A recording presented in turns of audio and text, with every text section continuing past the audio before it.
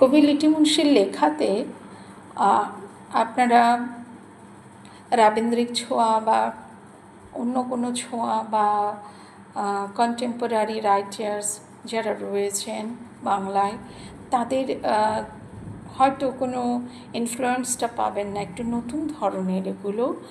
আর ওনার লেখার মধ্যে উনি যখনই লেখেন উনি স্বচ্ছন্দ, উনি ইন্সপিরেশন হিসেবে এ কথা অকপটে স্বীকার করেন যে ম্যারি অলিভার ওনার সবচাইতে বেশি ইন্সপিরেশন। কেননা ম্যারি অলিভারকে ওনাকে দেখার পরেই ওনার কবিতাগুলো লিখতে গিয়ে ওনার মনে হয়েছে আমি সহজভাবে লিখতে পারি, কারণ রাবীন্দ্রিক ভাষায় লেখার মতো ক্ষমতা একজনেরই ছিল, আছে এবং থাকবে, তিনি রবীন্দ্রনাথ ঠাকুর। অথচ আমি নিজেও কিছু একটা হয়তো লিখতে চাইছি, তখন সেই লেখাটা আমার মতো হবে। লিটি মুন্সির কবিতাতে আপনারা সবসময় দুটো জিনিস পাবেন, একটা অভিযোগ, একটা অনন্য ভালোবাসা, জীবনের প্রতি অব্যক্ত আকর্ষণ এবং এক অজানা শক্তির প্রতি আকর্ষণ। এই দুটো, এক হচ্ছে কসমিক কেন্দ্রবিন্দু আর হচ্ছে জীবনের চাকা। এই দুটো নিয়ে ওনার কবিতায় আর প্রতিফলন বেশি আছে। উনি বিশেষ করে সেই কসমিক সুপার পাওয়ারকে নিয়ে, প্রকৃতিকে নিয়ে, পাহাড় পর্বত, মানুষের মনকে নিয়ে, তার ভেতর দিয়ে এই সমস্ত জগতের সৃষ্টির এক একটা ভাইব্রেশনের ভেতর দিয়ে মানুষ কীভাবে বেঁচে আছে, সেই উনি কবিতাগুলো লিখতে গিয়ে সেইভাবেই লিখেছেন। আমি উনি যেভাবে লিখেছেন সেইভাবেই পড়ব। আর ভালো লাগলে অবশ্যই কমেন্ট করবেন, আমি আরও সাহস পাব। আজকের কবিতা এখনও প্রকাশিত হয়নি, অপ্রকাশিত কবিতা থেকে আমি পড়ছি, এগুলো ওয়েট করছি প্রকাশ করার জন্য। কবিতাটার নাম হচ্ছে অনন্য তুমি, লিটি মুন্সি। সকালবেলা কাটল সহজেই, দুপুর থেকে সন্ধ্যা কাটে না যেন।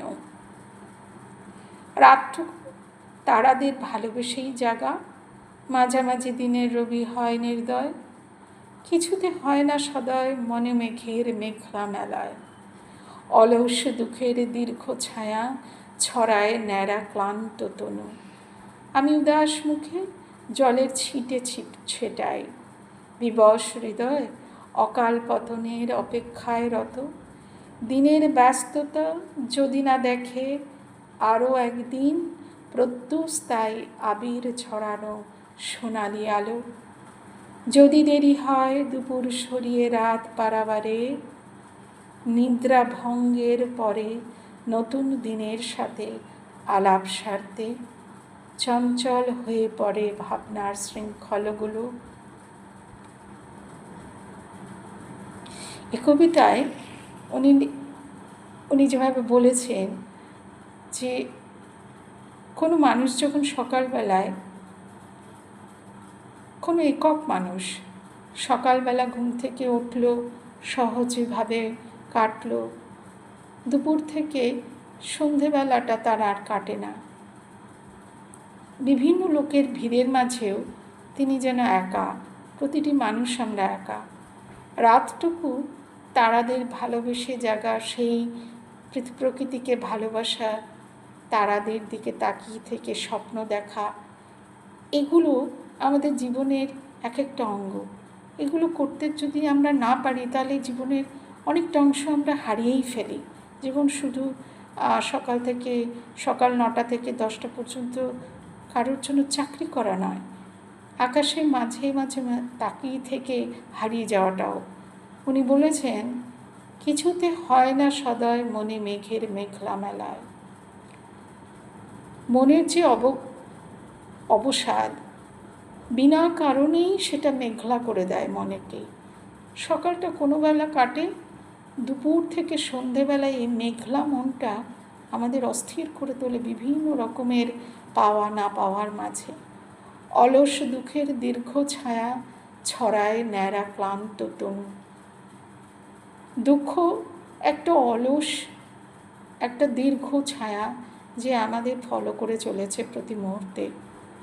সে কী করে, একটু সুযোগ পেলেই আমাদের ভেতরে ঢুকে পড়ে, আর ঢুকে পড়ে আমাদের ন্যাড়া করে দিয়ে ক্লান্ত করে দেয়, আমাদের ভেতরের সমস্ত শক্তিগুলোকে তুচ্ছ করে দেয়, যেন মনে হয় আমরা কোনো কিছুই আর মূল্য রাখতে পারছি না। তখন কি করি? লেখক লিখছেন, কবি লিখছেন, আমি উদাস মুখে জলের ছিটে ছিটাই। ওই মুহূর্তে তখন আমি উদাস হয়ে দুপুরের দিকে তাকিয়ে থাকি, কিন্তু মুখে জলের ছিটে আবার নতুন করে ছিটিয়ে সেই অলসতা কাটিয়ে আবার শুরু করি মোটিভেশন খুঁজতে, নতুন করে বাঁচার আশায় মেঘলা মনকে সুস্থির করে তুলতে।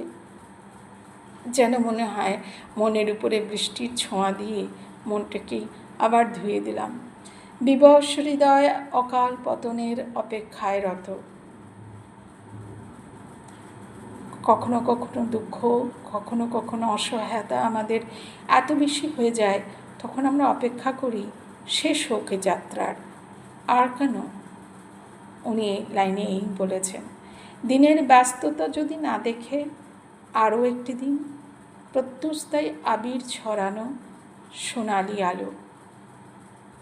আবার যদি কোনো দিন সকাল না হয় কারোর কাছে, যদি সকালবেলা আর সে যেন চোখ না মেলে তাকায়, তাই জন্য যেন সকাল আলো ছড়িয়ে দিয়েছে সোনালি বর্ণের মতো তার জীবনে, এইটুকু আশায় যে আমি পারবো, আমাকে বার হতেই হবে। কেন না? আকাশ ভরা সন্ধ্যের তারাগুলোকে গুনতে হবে, স্বপ্ন দেখা এখনো বাকি আছে।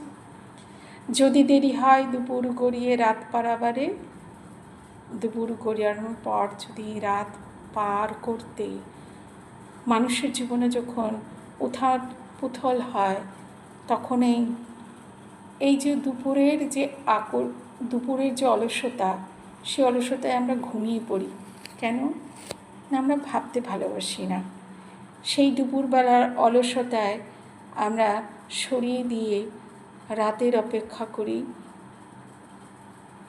রাতের সেই আকাশের গল্প, সেই তারাদের গল্প, সেটাও তো তাহলে জায়গায় থেকে যায়, অপূর্ণই থেকে যায়। আমাদের তো রাতও দেখা হয় না, দুপুরের অলসতাটাকেও আমরা ব্যবহার করে ফেলতে পারি না।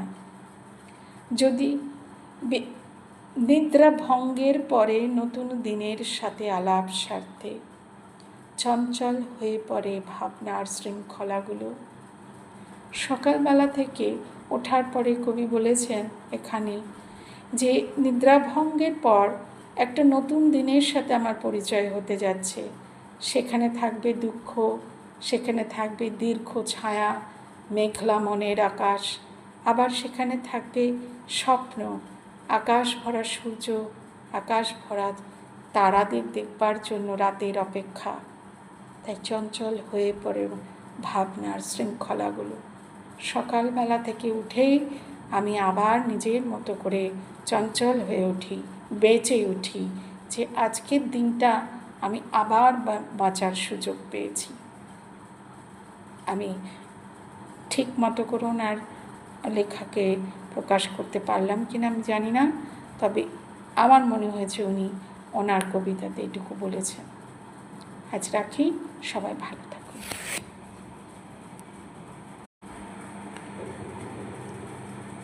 কবি লিটি মুন্সির লেখাতে আপনারা রাবীন্দ্রিক ছোঁয়া বা অন্য কোনো ছোঁয়া বা কন্টেম্পোরারি রাইটার্স যারা রয়েছেন বাংলায়, তাদের হয়তো কোনো ইনফ্লুয়েন্সটা পাবেন না, একটু নতুন ধরনের এগুলো। আর ওনার লেখার মধ্যে উনি যখনই লেখেন উনি স্বচ্ছন্দ, উনি ইন্সপিরেশন হিসেবে এ কথা অকপটে স্বীকার করেন যে ম্যারি অলিভার ওনার সবচাইতে বেশি ইন্সপিরেশন। কেননা ম্যারি অলিভারকে ওনাকে দেখার পরেই ওনার কবিতাগুলো লিখতে গিয়ে ওনার মনে হয়েছে আমি সহজভাবে লিখতে পারি, কারণ রাবীন্দ্রিক ভাষায় লেখার মতো ক্ষমতা একজনেরই ছিল, আছে এবং থাকবে, তিনি রবীন্দ্রনাথ ঠাকুর। অথচ আমি নিজেও কিছু একটা হয়তো লিখতে চাইছি, তখন সেই লেখাটা আমার মতো হবে। লেটি মুন্সির কবিতাতে আপনারা সবসময় দুটো জিনিস পাবেন, একটা অভিযোগ, একটা অনন্য ভালোবাসা, জীবনের প্রতি অব্যক্ত আকর্ষণ এবং এক অজান্তে অজানা শক্তির প্রতি আকর্ষণ। এই দুটো, এক হচ্ছে কসমিক কেন্দ্রবিন্দু আর হচ্ছে জীবনের চাকা। এই দুটো নিয়ে ওনার কবিতায় আর প্রতিফলন বেশি আছে। উনি বিশেষ করে সেই কসমিক সুপার পাওয়ারকে নিয়ে, প্রকৃতিকে নিয়ে, পাহাড় পর্বত, মানুষের মনকে নিয়ে, তার ভেতর দিয়ে এই সমস্ত জগতের সৃষ্টির এক একটা ভাইব্রেশনের ভেতর দিয়ে মানুষ কীভাবে বেঁচে আছে, সেই উনি কবিতাগুলো লিখতে গিয়ে সেইভাবেই লিখেছেন। আমি উনি যেভাবে লিখেছেন সেইভাবেই পড়ব। আর ভালো লাগলে অবশ্যই কমেন্ট করবেন, আমি আরও সাহস পাব। আজকের কবিতা এখনও প্রকাশিত হয়নি, অপ্রকাশিত কবিতা থেকে আমি পড়ছি, এগুলো ওয়েট করছে প্রকাশ করার জন্য। কবিতাটার নাম হচ্ছে অনন্য তুমি, লিটি মুন্সি। সকালবেলা কাটল সহজেই, দুপুর থেকে সন্ধ্যা কাটে না যেন। রাতটুকু তারাদের ভালোবেসেই জাগা, মাঝামাঝি দিনের রবি হয় নির্দয়, কিছুতে হয় না সদয় মনে মেঘের মেঘলা মেলায়। অলস দুঃখের দীর্ঘ ছায়া ছড়ায় ন্যাড়া ক্লান্ত তনু, আমি উদাস মুখে জলের ছিটে ছেটাই। বিবশ হৃদয় অকাল পতনের অপেক্ষায় রত, দিনের ব্যস্ততা যদি না দেখে আরও একদিন প্রত্যুষ তাই আবির ছড়ানো সোনালি আলো। যদি দেরি হয় দুপুর সরিয়ে রাত পারাবারে, নিদ্রা ভঙ্গের পরে নতুন দিনের সাথে আলাপ সারতে চঞ্চল হয়ে পড়ে ভাবনার শৃঙ্খলগুলো। এই কবিতায় উনি যেভাবে বলেছেন যে কোনো মানুষ যখন সকালবেলায়,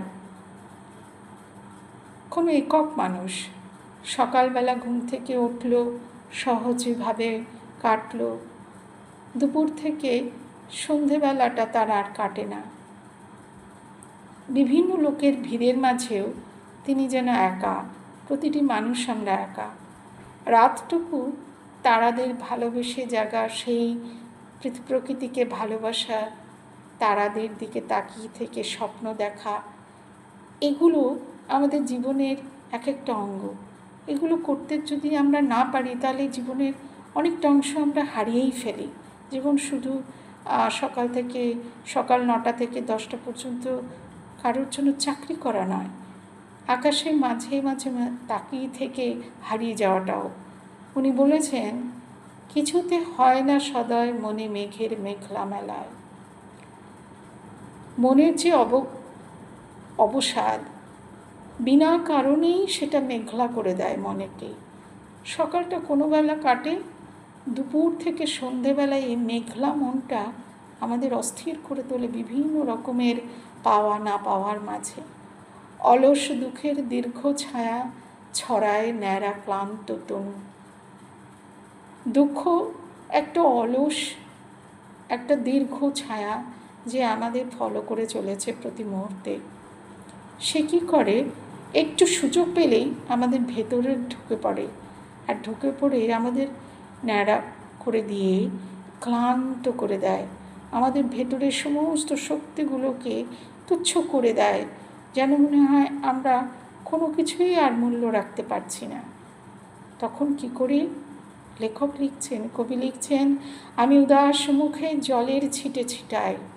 ওই মুহূর্তে তখন আমি উদাস হই, দুপুরের দিকে তাকিয়ে থাকি, কিন্তু মুখে জলের ছিটে আবার নতুন করে ছিটিয়ে সেই অলসতা কাটিয়ে আবার শুরু করি মোটিভেশন খুঁজতে, নতুন করে বাঁচার আশায় মেঘলা মনকে সুস্থির করে তুলতে। যেন মনে হয় মনের উপরে বৃষ্টির ছোঁয়া দিয়ে মনটাকেই আবার ধুয়ে দিলাম। বিবশ হৃদয় অকাল পতনের অপেক্ষায় রত। কখনো কখনো দুঃখ, কখনো কখনো অসহায়তা আমাদের এত বেশি হয়ে যায়, তখন আমরা অপেক্ষা করি শেষ হোক এ যাত্রার। আর কেন? উনি লাইনে এই বলেছেন, দিনের ব্যস্ততা যদি না দেখে আরও একটি দিন, প্রত্যুষতায় আবির ছড়ানো সোনালি আলো। আবার যদি কোনো দিন সকাল না হয় কারোর কাছে, যদি সকালবেলা আর সে যেন চোখ না মেলে তাকায়, তাই জন্য যেন সকাল আলো ছড়িয়ে দিয়েছে সোনালি বর্ণের মতো তার জীবনে, এইটুকু আশায় যে আমি পারবো, আমাকে বার হতেই হবে। কেন না, আকাশ ভরা সন্ধ্যের তারাগুলোকে গুনতে হবে, স্বপ্ন দেখা এখনো বাকি আছে। যদি দেরি হয় দুপুর গড়িয়ে রাত পারাবারে, দুপুর গড়িয়ানোর পর যদি রাত পার করতে মানুষের জীবনে যখন উথাল পুথল হয়, তখন এই যে দুপুরের যে দুপুরের যে অলসতা, সে অলসতায় আমরা ঘুমিয়ে পড়ি। কেন না, আমরা ভাবতে ভালোবাসি না। সেই দুপুরবেলার অলসতায় আমরা সরিয়ে দিয়ে রাতের অপেক্ষা করি, রাতের সেই আকাশের গল্প, সেই তারাদের গল্প, সেটাও তো তাহলে জায়গায় থেকে যায়, অপূর্ণই থেকে যায়। আমাদের তো রাতও দেখা হয় না, দুপুরের অলসতাটাকেও আমরা ব্যবহার করে ফেলতে পারি না। যদি নিদ্রা ভঙ্গের পরে নতুন দিনের সাথে আলাপ সারতে চঞ্চল হয়ে পড়ে ভাবনার শৃঙ্খলাগুলো। সকালবেলা থেকে ওঠার পরে কবি বলেছেন এখানে যে নিদ্রাভঙ্গের পর একটা নতুন দিনের সাথে আমার পরিচয় হতে যাচ্ছে। সেখানে থাকবে দুঃখ, সেখানে থাকবে দীর্ঘ ছায়া, মেঘলা মনের আকাশ, আবার সেখানে থাকবে স্বপ্ন, আকাশ ভরা সূর্য, আকাশ ভরা তারাদের দেখবার জন্য রাতের অপেক্ষা। তাই চঞ্চল হয়ে পড়ে ভাবনার শৃঙ্খলাগুলো। সকালবেলা থেকে উঠেই আমি আবার নিজের মতো করে চঞ্চল হয়ে উঠি, বেঁচে উঠি, যে আজকের দিনটা আমি আবার বাঁচার সুযোগ পেয়েছি। আমি ঠিক মতো করে ওনার লেখাকে প্রকাশ করতে পারলাম কিনা আমি জানি না, তবে আমার মনে হয়েছে উনি ওনার কবিতাতে এটুকু বলেছেন। আজ রাখি, সবাই ভালো থাকে।